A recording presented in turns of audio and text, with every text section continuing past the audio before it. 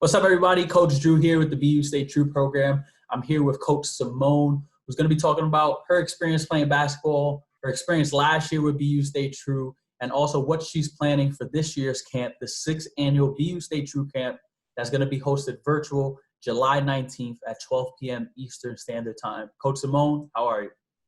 I'm doing good, Coach Drew. How are you? Doing well. I'm happy to have you here. You're the first female representative of BU Stay True that I've interviewed, so I'm looking forward to getting into it and showing our parents and our kids who you are and your connection to basketball. So without further ado, let's get it started. I've known you just about 2 years now from our experience being overseas in Ireland. I was placed in Limerick. You were placed in Dublin.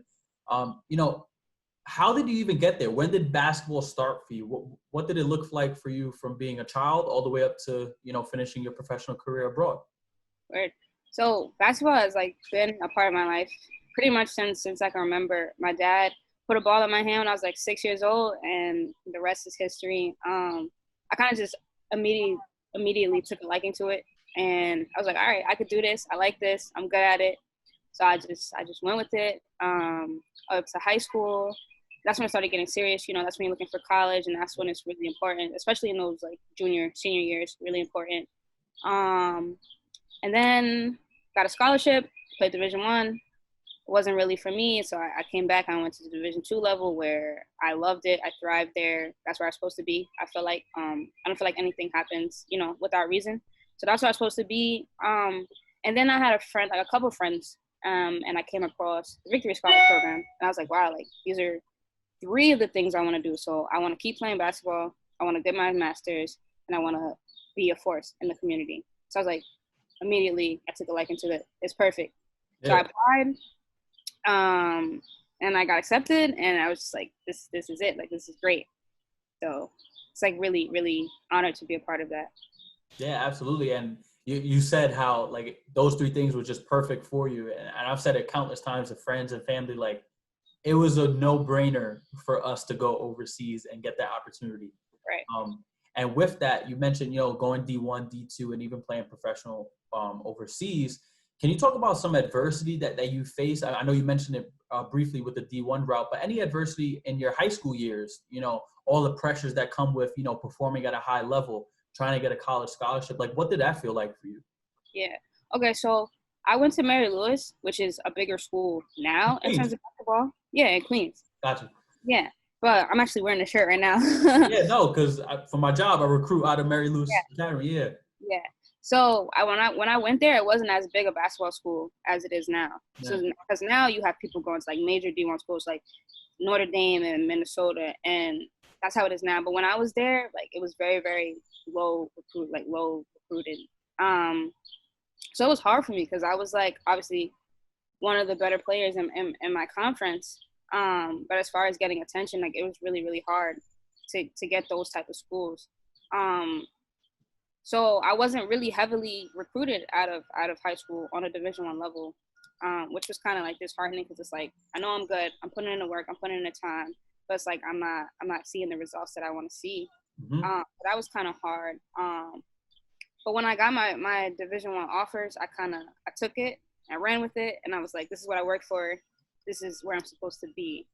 But in hindsight, I'm nah, you gotta go where you feel comfortable, where your talent is valued, where you're seen. And when I transferred to Adelphi, that's exactly what I got. So I always kind of just tell people, whoever I'm talking to, kids, don't worry so much about the stigma of being a Division I player, because yes, you may have the talent, but are you happy? Yeah. You know what I'm saying? You cannot be who you want to be and succeed if you're not truly happy. And that's kind of what happened to me. And I learned from that a lot. And I always preach that. I'm Division I is cool. It sounds great. But were you valued there? Were you really a force where you were? And so that was kind of my adversity. It was just kind of figuring out my place and where I was supposed to be. That's dope that, you're taking that quote unquote negative, that adversity, right? That tension, and trying to make it a positive to those around you and those you coach. But let me ask you, Simone, while you were growing up, did you have any motivating people in your corner that motivated you on the court, off the court, anything in school, anything like that? Yeah, for sure. I have a really, really strong family foundation. So my family was always in my corner no matter what. And then even people around me in my community, you know, they say it takes a whole bunch of people to raise one person, and that's Yeah. definitely true. Like I had so many people just from around that were just like, you know, you can do this. You're gonna be good wherever wherever you go. So I kind of always had that push from just people around as well as my family. 100%. And then with the opportunity to go overseas and play in Ireland, obtain a master's degree, we also had to complete some volunteer hours working with the youth in our community. Could you possibly let everyone know, not the difference, but yeah, I guess kind of like the difference. Like, what's the difference between working with kids overseas and working with kids back home in Queens? I mean, over there, it's kind of like you get a fresh slate. They don't know you, you don't know them. You get the chance to kind of just set the foundation however you want to do that. Also, just coming from different cultures, you know, there's a language barrier for some. I mean, they speak English, but, you know, there's still a barrier there. Yeah, that dialogue. Yeah, that Yeah, dialect rather. exactly. So that can be challenging sometimes, just like kind of connecting with them, being able to relate with them can be difficult. It's not impossible, but it can be. Um, that was my biggest issue with it, honestly, because at the end of the day, kids are kids. You know, they their minds are kind of wired the same. But that was my only difference, is just getting over the barriers, and that's just a culture barrier. You can't really do much about that until you kind of assimilate into their culture. Yeah, exactly. And then with you coming back from being overseas, we'll get into winning the championship and playing over there professionally. What has been your work in your community, whether it may be basketball oriented or motivational oriented? Like, what have you been doing back home now? Yeah, I'm back. I'm currently coaching with my high school, so I'm coaching varsity over there. So I'm giving back in that respect. With my AAU program, I'm doing workouts. I'm helping the kids with their college selections, stuff like that. What else? Whenever they need me, I just always make myself available in whatever way I can. But um, right now, my biggest thing is um, coaching the varsity. So I'm coaching them, and I'm also helping them, like I said, with their college admissions, like picking their schools, like what do you want to do when you get there? Do you have any idea what your major is? What are you looking for in a college? I'm just kind of just guiding them because I've been there, so I know that it can be challenging to go through that process of being recruited. And so I'm just there as a guide for them. So that's what I'm doing now. And anytime, you know, my AAU, they have panels sometimes that they come back. Yeah. And they'll bring a whole bunch of former players in, and we'll just have panels and just discuss like our journeys. And we pretty much do whatever we can do to kind of make it easier for them. That's so dope. I mean, you continue to put in the work. I follow the there's a quote that I follow by a wrestler named Cody Rhodes. It's hashtag do the work. You could talk about action, you could talk about wanting to do things, but ultimately you just got to do the work. And you're evidently putting in the work from the area that you're from. And I know those kids are benefiting from you 100% for sure. Yeah, I'm definitely always trying to pay it forward. You know, like this game has given so much to me, so it's only right that I give some of that back, pour it back into the community. You know, 100%. I wouldn't be here right now talking to you if it wasn't for this game. So it's crazy because a lot of people think of it only as a game, but it's so much more than that. Like, you know, like I have so many experiences. I've been to places. I've met people that I wouldn't have otherwise met, you know, on this journey. And that's the thing about basketball. It just takes you so many places. Education, that's the biggest thing. Like I went my entire life getting educated from basketball. Yeah. Like, you know what I mean? And it's crazy when you think about it, because the as far as like student loans and stuff go, like what's going on in the world right now, it's just crazy to come out of this, you know, debt free through sport. So it's so much bigger than just bouncing a ball. 100%. And you talked about those life-changing experiences. I want to jump back to Ireland, and you were one of the few victory scholars to win a college championship in something we call the varsities. Would you be able to describe to our kids back here in the States and the parents what the varsities are and what that championship meant to you? Yeah, for sure.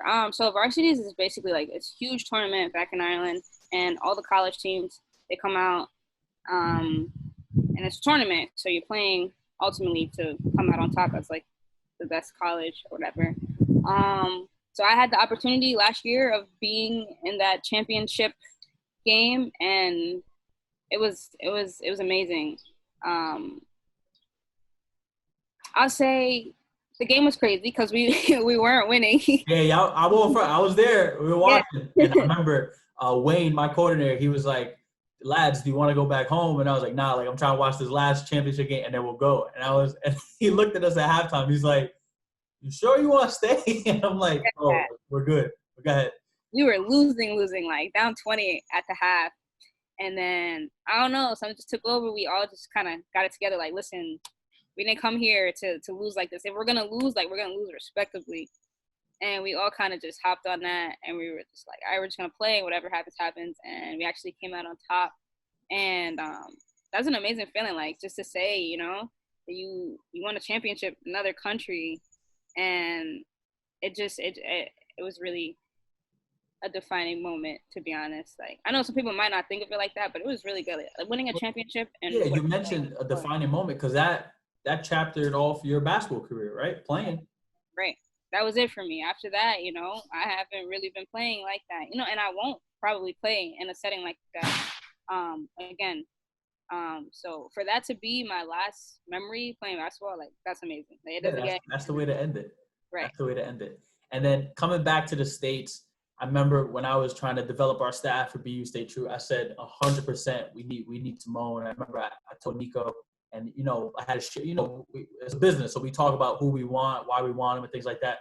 I'm like, the work speaks for itself. Like she does the work in the community, she does the work on the court, she's great with kids. Like it makes sense, right? Just like to going overseas to get the master's, it just makes sense. So last year you were fortunate enough to join us at the 5th annual camp. Over 50 kids, the hottest day of the summer by far, a packed gym with supporters. We had to take a longer water break just because it was so hot, but ultimately we did the work and we made it work. Can you talk about your experience being at BU Stay True for the first time last year? How was it different? What did you enjoy? And what was the experience overall like? Yeah. But first of all, I was just honored that you would even consider me to be a part of it, because that just kind of like speaks to, what I try to do on a daily basis, which is give back. So to even be a part of it was amazing. And then, like you said, the hottest day of the summer, it's crazy, small gym, no AC. It was kind of just like, how is this going to all come together? But to see the turnout, to see those kids want to be there, to see the parents still there supporting through all of that, it was just really, really encouraging. They were really into it. No one was complaining. It was just like a really positive environment, and I loved it. I thrived there. That's the kind of stuff I like to see. So for my first camp, I'd say that the experience was truly inspiring, and I'm really excited to be on board again for sure. Yeah, absolutely. And we're looking forward to having you again. Of course, as everyone knows, we're running our 6th annual BU Stay True camp virtually. So it's going to be different, but ultimately we're going to make it work just like we did last year, right? We could have canceled, but I think it is important for us as a program and a staple in the Bronx to continue to show our young student athletes, wherever they may be, that we're here for you. We're going to still provide the resource and the service of basketball. So Simone, you're going to be doing a virtual recording to incorporate into our total camp structure. What can the young student athletes expect from you in your session? Well, with me, I'm big on fundamentals. So any video that I put out is going to be focused on fundamentals, because I believe that you have to have a strong foundation before you can fully blossom. So my videos are going to be solely fundamentals. This is how you're supposed to do. This is the correct way to do it. I focus on correctness, and in doing that, that's how you're able to develop and get better. Because if you start doing something wrong, you're going to continue to do those things wrong. So with me, it's always going to be that. This is the basics. And then obviously we'll progress and make things a little bit tougher, because that's how you get better. You have to keep pounding. All right, you got this. All right, now we're going to advance. Yep, 100%. That's how it's going to be for me. 100%. And then with that as well, I've been asking all the coaches, top 5 NBA players. But if you by chance have a top 5 WNBA players, I would appreciate that list as well. What is your top WNBA or NBA or a mixture of both players to watch? Not the best, but just to watch. Oh, man. Not in any specific order either, just a 5. Okay. I'm gonna say Kevin Durant, definitely. Kobe, of course. This game, he has changed this game tremendously, and just what it means to be a basketball player, what it means to work hard. So he's got to be in there. I'm gonna say Diana Taurasi. Yeah, a bucket. Sue Bird. Is that 4? That's 4, yeah. Candace Parker. Okay, Candace Parker is amazing. She's an amazing player, and all her accomplishments speak to that. Truly. You picked a very solid 5 that I see a consistency of fundamentals all across, and, and it just ties into your point of you as a basketball player too. I talked to a couple other coaches, and it's funny to see the top 5 players that they enjoy watching all plays a certain role into how they played their style of game. I had Khalil on, and he picked a bunch of, defensive players, and that's his style of game. I had Jason on, and he picked a bunch of, strong players who like to dunk because that's his game. So it just shows, I'm sure growing up, did you watch all of their games? And if you did, what did you take from each one of them? For sure. A key player that I really watched, it's a guy, Kevin Durant, but just kind of like how he transformed his game. Okay, so he had a lot of weaknesses in his game in his rookie years, and then I just like to see his progress and how he changed it over the years. So it's that's kind of like how I am. If I see a problem, I want to work on it, I want to fix it, I want to grow. And that's kind of how I looked at his game. I'm just he's so fundamentally sound. He shoots the ball the same way every single time. He's very solid, and I always looked at that and I'm like, cool. I want to be like that. I want to be that consistent. You know what I mean? So I kind of looked at that. That's dope. And I'm sure throughout your D1, D2, and playing overseas, did you watch a lot of film as well? And what was some of the skills that you gained from watching film, if you did? Well, yeah, and D1, D2, you spend a lot of time watching film. And at first, I wasn't really into it. I just want to play this game. I don't really care what anybody else is doing.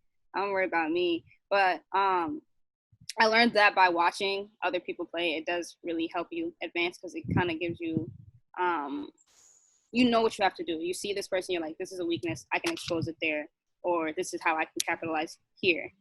So I really feel that in watching film on other people, that's what you gain from it. And watching yourself, you really just see where you need to improve or where you can be better. Or, it's just watching yourself is always the most humble of the experiences, because it's all right, there's room for growth here. And you have to actually watch those flaws and take it in. Yeah, and take that. Yeah. So it's hard to do, but when you do, you'll see that you'll be better for it if you're really receptive to changing and growing.